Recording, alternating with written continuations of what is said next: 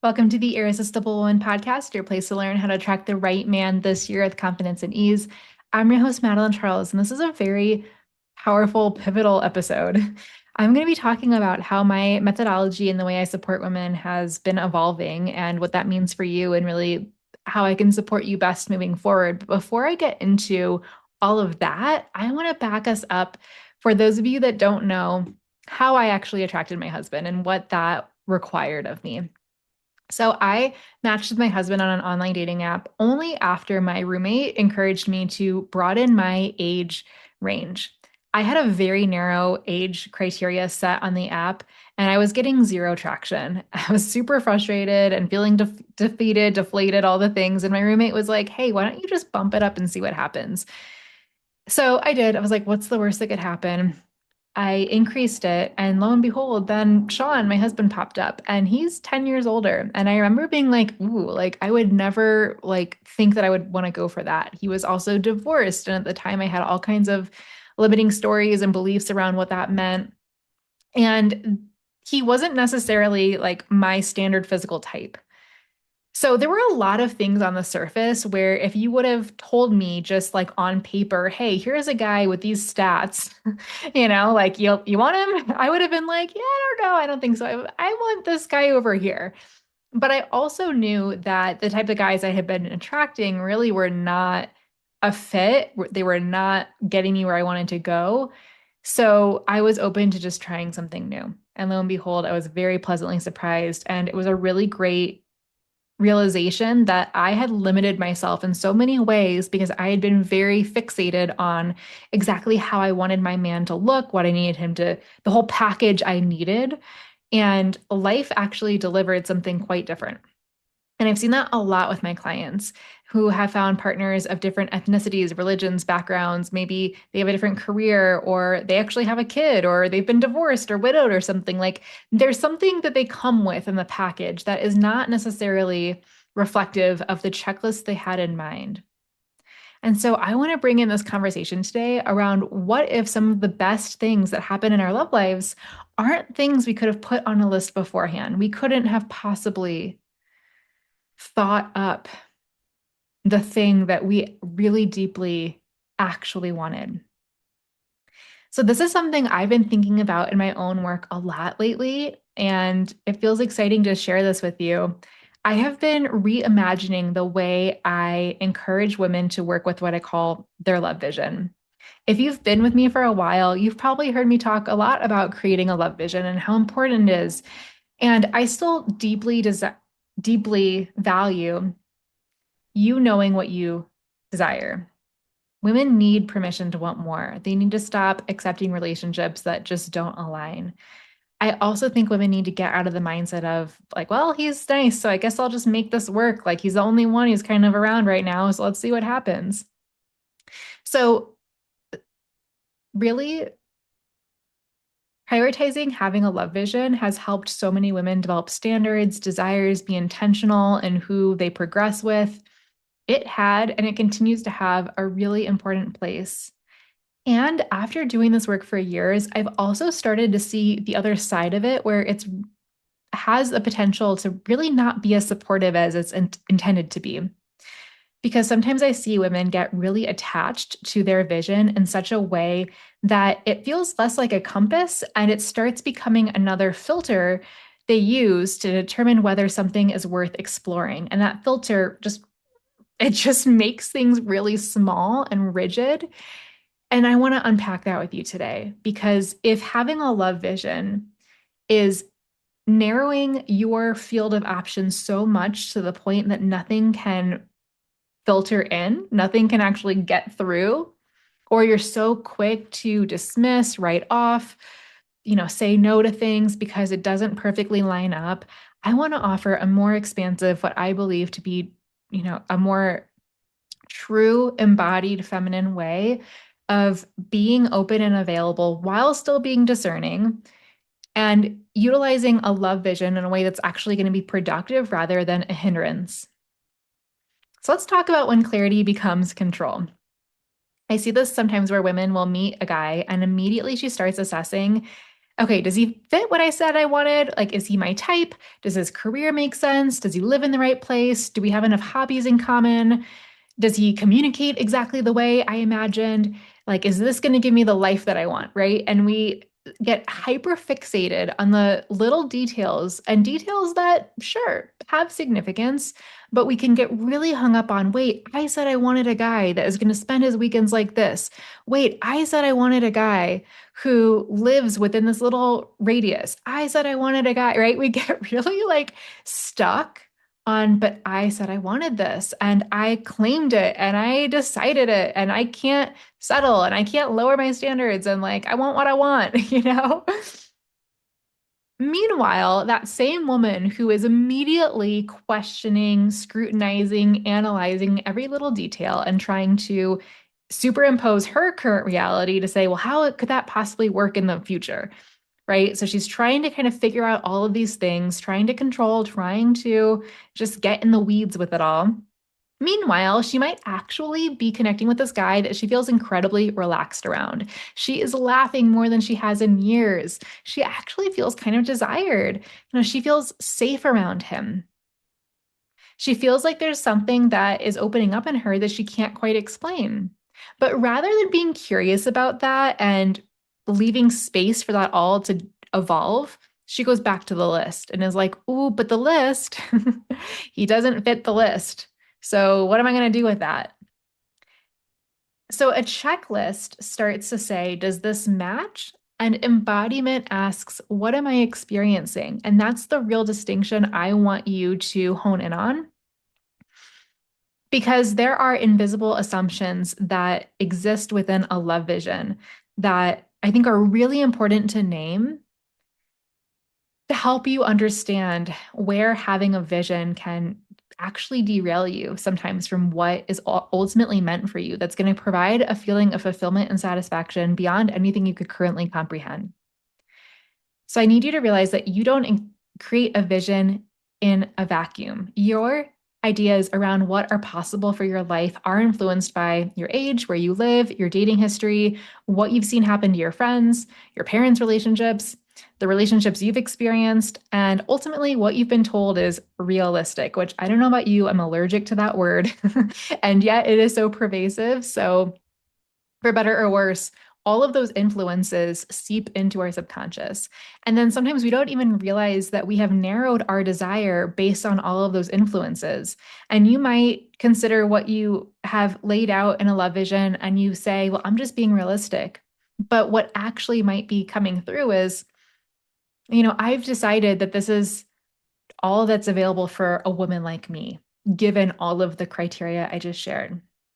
And so if a love vision feels expansive for you, if it helps you bust through your previously conceived limitations, it helps you broaden your idea of what love can look and feel like for you, amazing. If your current evidence based on the past limits your sense of possibility, I want you to toss that freaking love vision in the trash, okay? Not because it doesn't have value, it can be a really great tool, but if it is working against you, then we really do want to look at that. So this comes down to this idea of like, what if you can't imagine the thing that you haven't experienced? You can only build a vision from your current frame of reference. So if you have never experienced a deeply secure, passionate, generous, reciprocal partnership, you may not know what that feels like. You might imagine something based on movies or, again, your previous relationships, your parents, other people's marriages, your current level of awareness and understanding around men, your current understanding and awareness around yourself. And those things are going to evolve. So, does your vision evolve with you, or is it still stuck in a previous version of yourself? And ultimately, what if life has something available to you that your current self doesn't have enough information to design? I'm sure there are other parts of your life where you look back and you're like, oh my gosh, like past me could have never fathomed that I would end up here, right? Like she could have never believed I made it this far or that things would unfold in the way they did. So much of the work I do with women in becoming secure is not about having all the answers and being able to project out 10 steps ahead and always feeling like you're in control and always feeling like you've got a grasp on things. It's actually instead about allowing yourself to be in this beautiful co-creative process with life where you're like, okay, I have a general direction, I have a general idea, and I am not so self absorbed and small minded to think that I know better than God, source, universe, divine could possibly have in store for me. So I need to leave a little bit of space for magic. I need a little bit of space for the unknown, a little bit of space for surprise.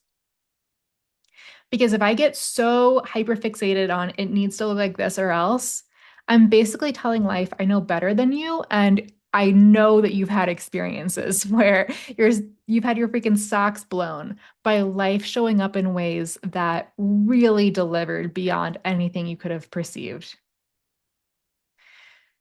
Ah, yes. Like I want you to really take that in.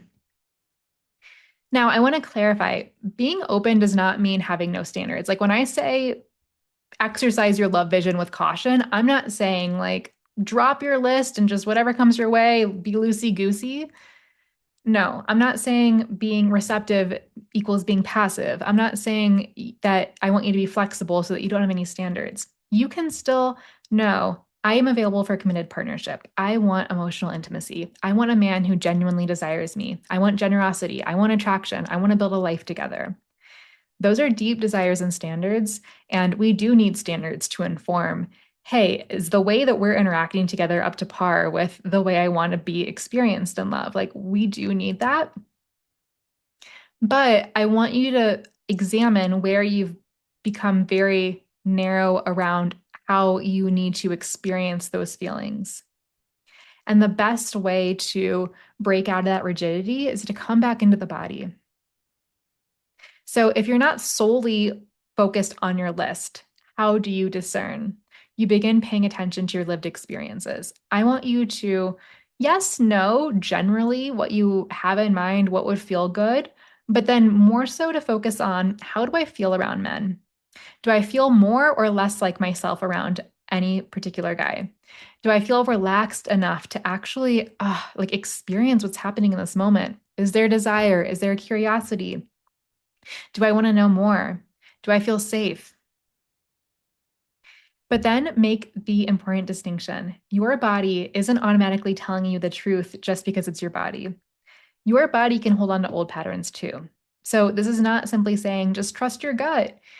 What I'm saying here is to develop enough embodiment that you can actually hear yourself and enough discernment to interpret what you're hearing. Because there still might be that side of you that's like, yeah, but like I don't really like this about him, or I got a question about that. And those things can exist, but it's how much weight do you put on those things? How much are you allowing those questions or those things that maybe feel a little bit uneasy? How much weight are you putting on those things to derive your decisions? Right? So there's nuance here, there's complexity and layers and personalization, but ultimately, when you're back in your body and then you're able to interpret your body's signals, that is a way more conducive approach to calling in what is ultimately going to be so satisfying and fulfilling for you as a woman, as opposed to, I got my checklist and right? That's going to keep us in our head. And again, like nothing wrong. We can use our head for beautiful things, but if we don't have our body on board, it's only going to get us so far. And of course, I want to tie this into my attraction blueprint framework briefly here. So, and if you don't know your attraction blueprint type, you can take my 2-minute quiz in the show notes and find out for yourself. But we have air, fire, and earth sign. If you are an air sign, leaning more avoidant, you may be prone to evaluating too quickly and deciding this isn't what I pictured, it's not what I want. I'm not going to settle, right? And we might really grip onto that love vision list as a very seemingly valid excuse to push away things too quickly. On the flip side, if you're more fire sign, anxiously attached, you may be prone to filling in the blanks too quickly and being like, wait, this is exactly what I've been waiting for. This is awesome. Like, I don't need all the details. I don't need to see how things play out. Like, I'm feeling the chemistry, or oh my gosh, he's amazing on paper. Let's freaking go. Right. And so we want to pay attention to that as well, because both sides of that equation can move away from being simply present with what's actually happening. So in the earth sign, securely attached attraction blueprint type, you're able to practice, hey, I know what I'm available for. I don't yet need to know exactly where this is going. I can stay present and allow more information to emerge. And I often, really coach my clients around this, because when you are first interfacing with someone on a dating app, or you go on a first date and you're gathering minimal pieces of information, you might be like, yeah, like, how does this work if you live so far away, or if you have no interest in a hobby that's really important to me, or whatever it might be. And on the surface, it might feel like it's just a hard stop. Like, how could we possibly overcome this? But what's interesting is when you get emotionally invested and when you can see below the surface all of the ways that you truly are compatible, men will move mountains, right? Like, the things that you're concerned about right now often clear up when a man is compelled and he's like, this is my woman. I want to make her happy. You would be shocked. So I don't want you to get in your head and think, oh gosh, like, how could this possibly work itself out? There's so much more that is beyond you being able to control. And the right guy is going to problem solve. The right guy is going to make it a non-issue. The right guy is going to show up in a way that you're like, wow, I didn't even consider that that was a possibility. Right. And so, again, we just want to leave a little bit of space there to not feel like we have to project 10 steps ahead and consider, gosh, how could this possibly work itself out if we were to continue? Right. That's not really a problem that you need to be solving. So the new way I want you to think about having a love vision is for you to know, here's what I am deeply available for. And for that to be more of a feelings-based approach rather than the surface level checklist around appearance, age, background, like just practical factors. And that is where you can have things feel beautiful, exciting. You can feel deeply wanted, but you don't need to become so attached to the rigid requirements. You're willing to be surprised, which does require a level of trust, right? Surprise means letting go of a little bit of control. And so if that is hard for you, then like, I get it. And also, I think that this is a real opportunity. And ultimately, as I mentioned, I want you to think of having a love vision as a compass, not a contract. So I don't want you to become less clear about what you want. I want you to become more interested in the feelings. And I can have a sense of, what I think is in my best interest, but ultimately life, universe, God, source knows best. And so I am going to surrender a little bit into the unknowing, into the mystery, into the suspense, into the curiosity, right? That is such a beautiful devotional feminine approach that is going to take you so far beyond even dating. So I want you to think about whatever current criteria you are using to assess compatibility with men and ask, where am I getting attached to the picture rather than the experience? What have I decided is just off limits or unrealistic to me based on my age, location, relationship history, appearance, whatever it may be? What have I been unwilling to consider as possible because it doesn't look like what I've imagined? And if I trusted myself to recognize what is genuinely good for me, what could I afford to leave open, right? Like, what is maybe something that I could be a little bit more like, let's just see, rather than a hard no? And what would it feel like for you to date with a clear desire and an open hand? That open hand just energetically, like, hey, this is why I have pacing in place. Like, I don't have to worry that I'm going to waste time with the wrong guy because I'm going to be working my man funnel. I'm going to be pacing. Those are practical skills I teach my clients. And that really does empower you to feel at choice. And again, to safeguard you to not find yourself months, years down the road, only to realize that you really can't proceed with someone. Instead, you're going to be like, oh, like, I'm intentionally, deliberately moving step by step. I'm gaining more information. I'm tuning into my body so that as I do reach that state of exclusivity with someone, I've really done my due diligence to explore, collect data, and feel empowered about taking that next step. So, this evolution of my work is one of the reasons I am really excited about what we are creating for you this year at the Irresistible Woman Activation Live. I've been hinting and teasing about how for this year, our fifth year of bringing together our Irresistible Woman community for our live coaching transformational event, I'm really kicking it up a notch. We are completely redesigning the experience, which is not an easy undertaking because it's always been phenomenal. Like you look at the event page and they're just oodles of rave reviews. Women have left completely transformed. And yet I am feeling an evolution, a refinement, and a clarity in my own work and process that is only expediting my clients' results. And I want to bring you along with me. So if today's episode has sparked something in you, if this feels like a breath of fresh air as opposed to rigid dating strategy and rules that are actually just getting you more in your head, feeling more control and urgency and scarcity, and you want a different approach that is highly effective, rooted in your feminine energetics, your secure attachment.